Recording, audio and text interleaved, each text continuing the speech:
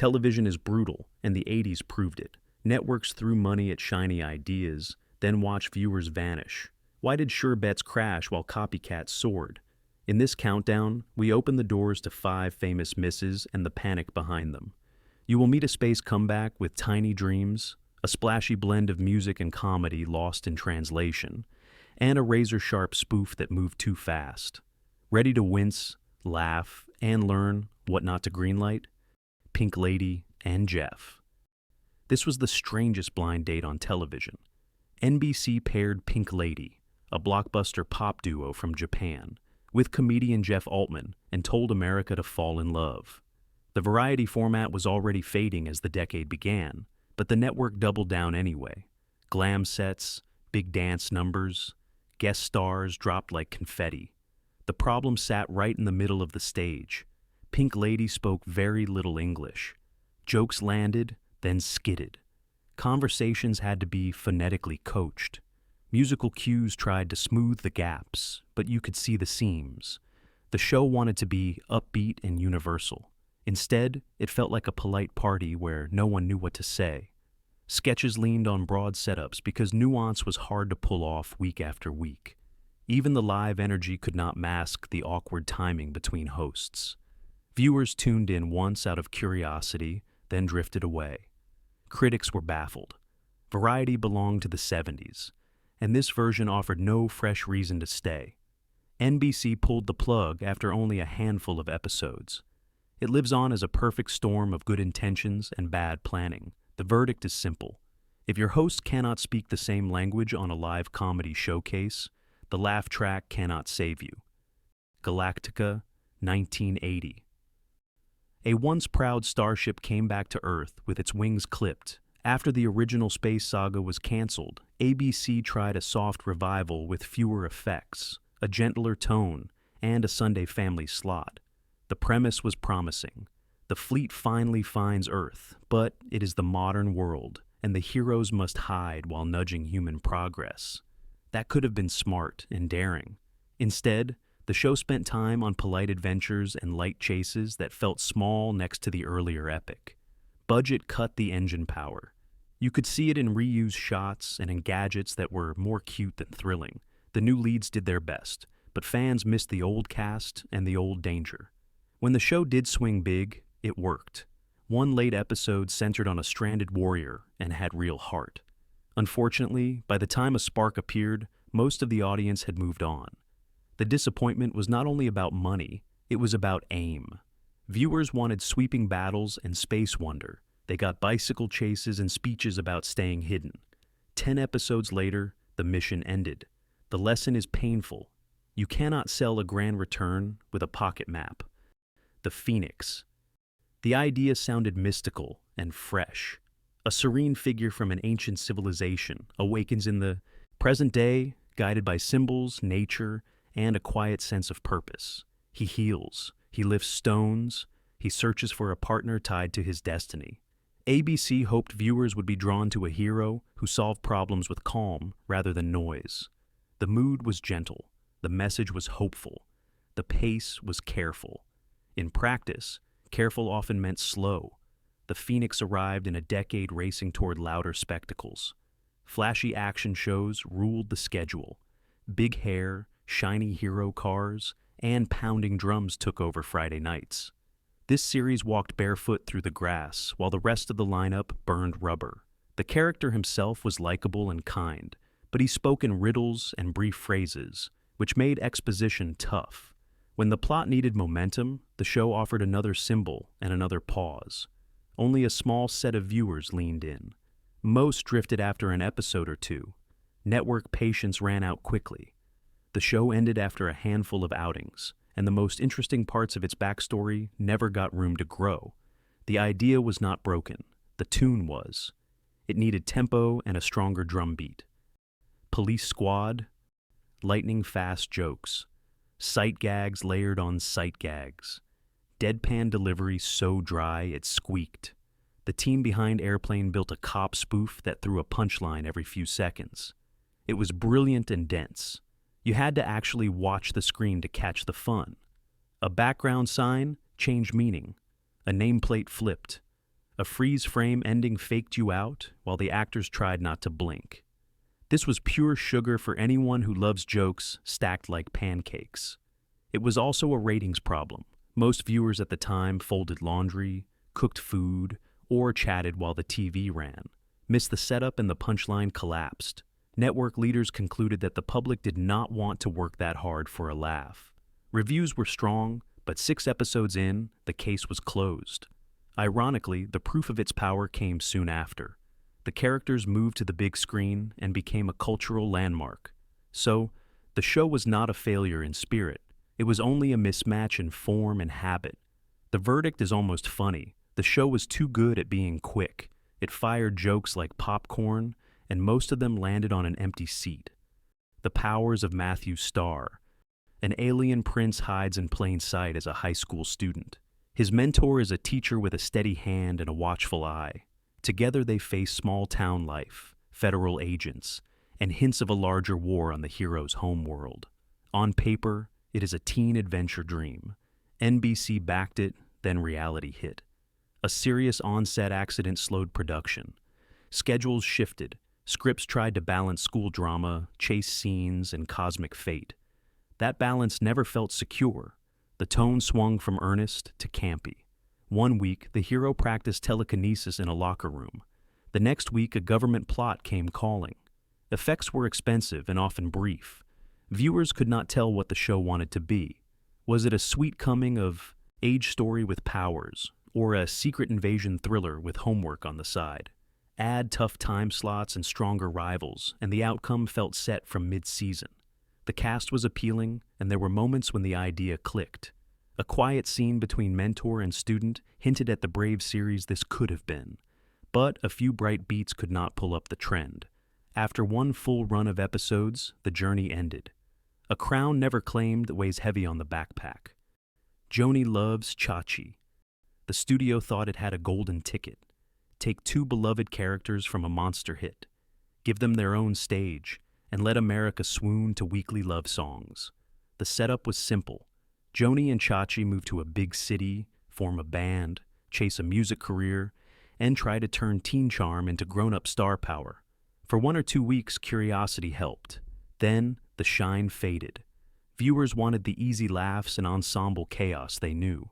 What they got was a sweet lounge act that paused the story every time the microphones came out. The writing hovered between light romance and old-school variety.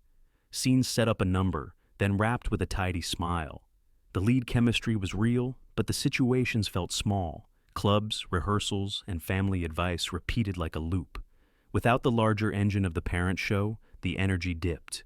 You could feel the strain as each episode tried to turn short, pop moments into full plots. Meanwhile, rivals on other networks offered bigger stories with sharper edges. By the second stretch, the audience had slipped away. The show never found a voice beyond nostalgia for its origin. Fans of the original felt it. New viewers did not care. The verdict is clear. Star power can launch a ship, but it still needs wind. Manimal. Only the 80s would greenlight a crime fighter who turns into a panther, a hawk, and sometimes something else if the budget allowed it. The promise was wild. A suave professor uses secret skills to help police. When the pressure rises, he morphs into an animal and hunts the bad guys. The first transformation looked cool, the second one was shorter. By the 3rd week, you started to notice the same shots and the same growl. The problem was not only money, it was aim. The show wanted to be mythic and sleek while playing in a standard case of the weak lane. The hero speaks calmly about ancient training, then jumps into a routine stakeout. That clash made the amazing feel ordinary. The effects crew did clever work, but long dissolves stopped stories cold. You could feel the plot waiting on a transformation that took up most of the clock. Scheduling did not help. The show ran into stronger hits and lost casual viewers almost immediately. Critics poked at the idea, yet even they admitted there was charm in the commitment. Years later, people remember the name and the wild concept more than any single episode. That says it all. Great elevator pitch, rough ride down the stairs. Bay City Blues. On paper, this was prestige. Drama about a minor league baseball team with tough lives, thin paychecks, and big dreams is rich territory. You get clubhouse politics, family pressure, road trips and bad buses, and the quiet hope of a call to the majors. The show promised all of that. It delivered some sharp moments, then stalled before anyone could learn the roster. Sports drama is a high wire. You must care about both the people and the season. Miss either one and the other falls. The series tried to juggle a dozen stories at once. A veteran chasing one last shot. A rookie adjusting to a town that barely knows his name. A manager who has seen too much. The pieces were there, but episodes cut between them so quickly that payoffs rarely landed. Ballpark scenes looked good, and the sound of the crowd felt real, yet the stakes did not stack. With ratings soft from the start, network patience was thin. A few episodes aired, then it was lights out. What remains is a lesson in scope. Big ensemble shows need time to breathe. This one never got it. Instead of a slow burn that draws you into the dugout, viewers got a quick tour and a closed gate. The swing was clean. The contact was late. The master. Every fad gets its moment, and this one chased the sudden ninja craze with full speed. An aging warrior returns to America to find a student, tune up his skills, and do good on the road. Each week that brought a new town, a new local villain, and a new chance to show blades and smoke. The pitch was catchy, and the star carried a calm authority that should have worked. What did not work was the mix of tones. Half the time the show wanted to be a serious mentor story. The other half, it drifted toward camp. Action scenes often felt chopped up. You could sense coverage that did not match, leading to quick cuts that hid more than they revealed. A recurring rival appeared, which should have added weight, but the larger arc stayed thin. The best episodes slowed down long enough to let the teacher and the student talk about duty and choice. Then the next week, reset back to a simple rescue with flimsy stakes. That weekly reset drained momentum. Audiences sample a new action series fast. If the first run is uneven, they move on. That happened here. By the time the show found a steadier grip, the numbers had dropped. The idea could have made a cool mini-series. Stretched across a season, it lost its center. The blade was sharp. The story wobbled. Paper dolls. Glamour should sell itself. A series set in the world of high fashion seems built for glossy drama. Runways, photo shoots, big contracts, bigger egos, and family secrets behind perfect smiles. The pilot film drew curiosity, so a full series arrived with bright lighting and expensive clothes. The sets sparkled. The cast looked ready for magazine covers. Then the scripts tried to turn a photo spread into a beating heart and ran into a wall. Fashion has spectacle. Drama needs pressure that cuts deeper than a bad campaign. The show used classic soap. Moves affairs of the heart were hinted at, power brokers whispered, and a rival house lurked. But the problems felt recycled from other primetime soaps that were already stronger on the schedule. Without a signature villain or a breakout couple to hook the viewer, the audience drifted to louder neighbors. Another issue was repetition. A model worried about a contract in episode 1, and again in episode 5, with only small changes in between. Viewers are fine with sparkle when the story bites. Here the bite was gentle. After a short run, the curtain fell. People remember the look more than any turn of plot, which tells the story. Visuals can introduce a show. They cannot keep it alive. The verdict is blunt. You need claws under the silk. Automan. The title promised a hero made of light. Automan really gave you that. A shimmering figure steps out of a computer, teams up with a kind-hearted cop, and races through the city in a neon car that turns corners at right angles. The pilot looked bold and new. Blue glow, digital trails, cool voice, a sidekick cursor that could draw anything. Then reality showed up. Those tricks were pricey and slow to set up. The show leaned on the same highlights while the weekly plots felt simple. Viewers came for wonder. They got a few minutes of wonder wrapped inside a standard case with a tech twist. The jokes were gentle. The villains were forgettable. Our hero, who should have felt like a living miracle, often stood around giving helpful tips while the budget caught its breath. When the light show hit, it was a thrill. When it did not, you felt the weight. Automan is not a bad idea. It is a great idea that needed a better engine and scripts with more bite. The star chemistry was warm, and the world was ready for computer fantasy. But you need heat every 10 minutes to sell that dream. Audiences drifted away. The cult love came later. The verdict is bright and blunt. Dazzle alone is not a plan. Misfits of Science. Before team hero shows were everywhere, there was a loose group of oddballs with strange powers and even stranger problems. A rock star with a voice that shatters glass. A scientist who can shrink. A friendly giant who cannot stop growing. The tone was sunny and shaggy. Music videos met comic book vibes. You could see the charm, especially when the team just hung out and tried to act normal. Then the clock ticked and the plot needed a threat, so in came a lab goon or a corporate crook. The biggest challenge was focus.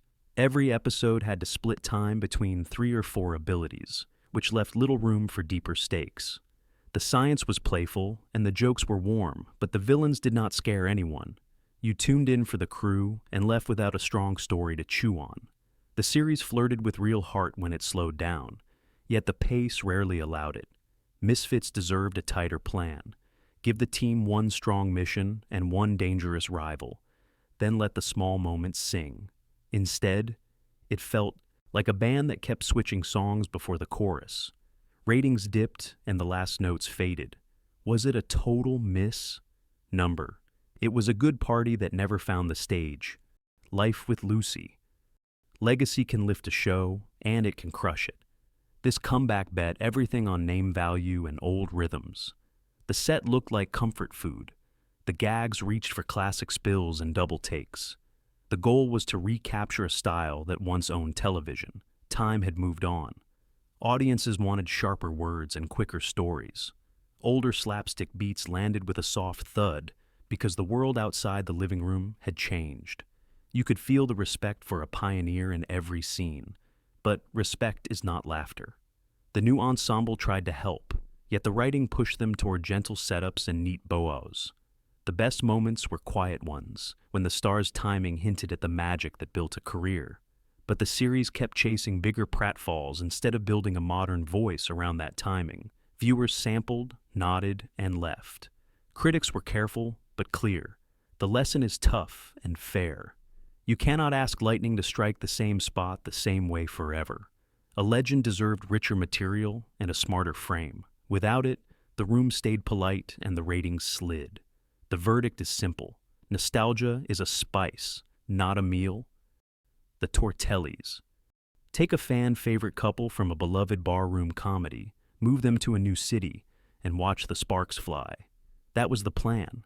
What the show needed was a fresh reason to exist beyond the original series. It never found one. The leads bickered with flair, but the tone stopped at squabbling and recycled stunts.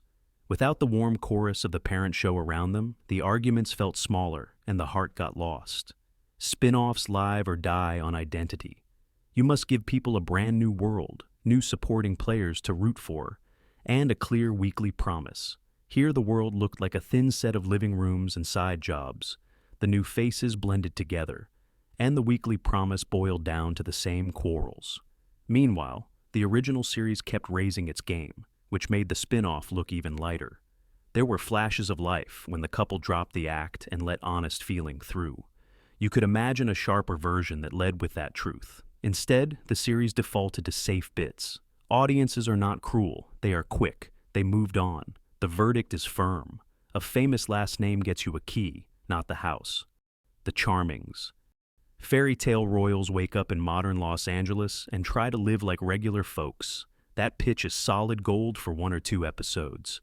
You meet the neighbors, sneak in a magic gag, and find heart in bedtime stories clashing with traffic and rent. The series tried to stretch that joke across a season. Each week brought another spell, another mix-up, another wink at castle life. The humor was gentle, and the family was sweet. Sweet rarely stamps a time slot. The world rules were loose. Sometimes, the magic could solve anything. Other times, it sputtered for laughs. That made stakes feel like props instead of pressure. The show needed sharper satire about our world seen through storybook eyes. Instead, it offered cute chaos and tidy fixes. There were bright moments with the stepmother in the mirror, and the leads sold their innocence well, but the plots repeated. A fish-out-of-water show needs one of two things: either fearless writing that pokes at the real world every week, or giant heart that builds a community you want to visit. This one hovered in the middle. Ratings drifted and the crown slipped. The verdict is kind and clear. A charming idea needs teeth. Mr. Smith. A talking orangutan who works in Washington and gives advice on policy is exactly the kind of headline that makes you pause. The pilot gave you a big laugh and a surprise sense of warmth. The animal trainer nailed the beats, the voice cracked a few good lines, and you thought maybe this will be sly and fun. Then the weekly machine took over. Every episode had to find a new reason for the same gag, which stretched a clever bit into thin air. The tone wobbled. One week felt silly. The next tried to be sweet. The next tried to be sharp. None of those lanes had time to deepen. Human characters stood around reacting to the star rather than driving the story. That is fine in a sketch. It is trouble in a series. The audience was curious, not loyal. When jokes dipped, ratings followed. There is a way to make that premise sing. Build one strong human lead with a real arc and let the wise animal be a catalyst. The show did not do that. Instead, it pressed the same button and hoped. After a short run, the curtain fell. The verdict writes itself. Cute is not a plan. Supercarrier. The promise was scale. Jets, deck crews, chain of command, and a cutaway. Look at a floating city built for power. The footage had muscle, and the engines shook the speakers. The stories, though, felt thin for the world they sat inside. A military drama must earn trust with detail, while still delivering human stakes. This one stumbled right where it needed control. Reports of production issues and disputes did not help the mission. Early hours leaned on basic conflicts. A young pilot learns discipline. A seasoned officer weighs duty against family. Those beats can work when the writing drills into the specifics of the job. Here, the specifics were often broad, and the cuts between flight deck action and personal scenes did not build momentum. Viewers who came for authenticity left with questions. Viewers who came for soap wanted bigger moves. Both groups drifted. You can feel the show that might have been. A tighter chain of stories, one big rival abroad, and the daily grind at sea could have built a sturdy arc. Instead, the series ran aground before it found its heading. The verdict stands. Scale without precision is just noise. The Highwayman. Imagine a loner in a giant truck streaking across the desert, part lawman and part myth, chasing weird crimes with future tech. The look was striking. Big rig is hero base. Helmet and leather. Wide skies and long roads. The first episodes felt like road poetry, half Western and half sci-fi. Then the stories never quite decided what world we were in. Some weeks felt like a tall tale, others felt like a grounded manhunt with a gadget garnish. Tone is not a small thing. When you pitch myth, you must push into legend and commit to the rules. When you pitch grounded, you must keep the gadgets as tools, not magic. The show kept hopping, which made the cool design feel like costume rather than skin. Action beats were solid, yet the stakes around them were vague. Who was the enemy out there? What did the hero really want beyond the case of the week? Still, there was something there. A stronger arc and a clear code for the hero could have steadied it. Instead, the series glided from one odd job to the next until the numbers dipped. The verdict is straight. Style is a hook, not an anchor. The Rousers. The concept had grit. A family of carnival workers who chase bounties in their off hours and live by their own code. You get neon fairgrounds, midway scams, and dusty motels on the edge of town. That mix can bring a new texture to a familiar genre. The show promised attitude in a world you do not often see. Then it tried to be tough and goofy at once. The tone clashed and the cases blurred together. Carnival life demands detail. The scams, the turf rules, the rivalries with other crews, the fragile trust of towns that do not want you there. The series touched those pieces but did not dig in.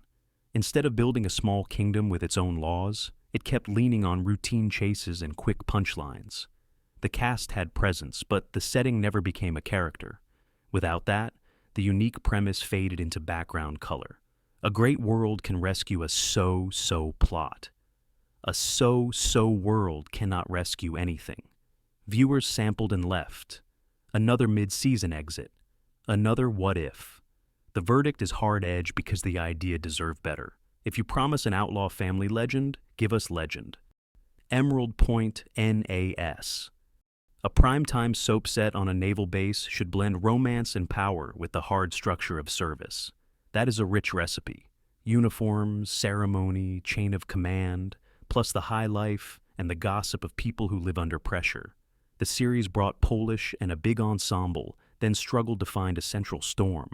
Plots circled around affairs of the heart and business moves, with only a light touch of the unique world it claimed. The best soaps pick a single emotional engine, a fierce rivalry, a forbidden bond, a family secret that cannot stay buried. This one kept changing engines while the naval setting sat mostly as backdrop.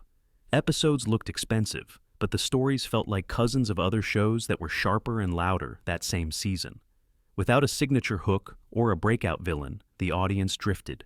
There were flashes when the base mattered, when duty cut across desire, and you could feel the show it might have become. It did not hold that line. After one run, the curtain fell. The verdict arrives clean. If you set your story on steel and salt water, let the steel and salt drive the plot. 20 titles, 20 lessons in what goes wrong when hype outruns plan.